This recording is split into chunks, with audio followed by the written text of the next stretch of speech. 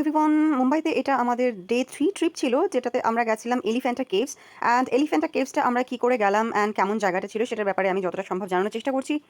Gateway of India থেকে launch ছাড়ে এলিফ্যান্টা কেভসের জন্য অ্যাপ্রক্সিমেটলি 1 ঘন্টা লাগে যেতে। আর আমি লঞ্চে বসেই এই ভিডিওটা করেছি, যেখান থেকে আমি গেটওয়ে অফ ইন্ডিয়া দেখাচ্ছি অ্যান্ড মুম্বাই তাজ হোটেল দেখাচ্ছি। অ্যান্ড এখানে 2:30 অবধি হচ্ছে লাস্ট যাওয়ার জন্য টিকিট নেওয়া হয়, মানে লাস্ট লঞ্চ 2:30-তে ছাড়ে আর ফেরারটা লাস্ট 5:30টায় ছাড়ে, মানে যেটা লাস্ট 2:30-টের সময় যায় ওটাই 5:30টায় আবার ফিরে আসে।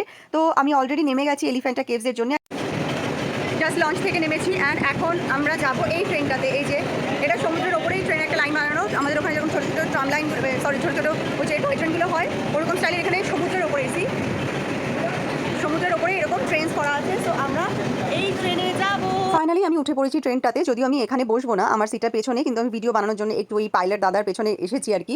যাই হোক, তো পৌঁছে গেছি আমরা এলিফ্যান্টা কেভসে, কিন্তু পৌঁছে গেছি বললেও হবে না, এখান থেকে অনেকটা ওয়াকিং ডিস্টেন্স। মানে প্রথমে তো বেশ মজা করতে করতে হাঁটছিলাম, কিন্তু একটা টাইমের পরে মনে হতে শুরু করলো আর কত দূর, মানে আমার মতন মানে অ্যাক্টিভ মেয়েরও এরকম মনে হচ্ছিল, মানে বুঝে দেখো রাস্তাটা কেমন হবে। খাও খাও, ওয়াও। বাদুরটা যে বোতলটা থেকে জল খাচ্ছিল ওইটা কিন্তু আমার সেই জলের বোতলে, যেটা হাঁটতে হাঁটতে নিয়ে আসছিল। হাঁটতে হাঁটতে ঘেমে গেছি।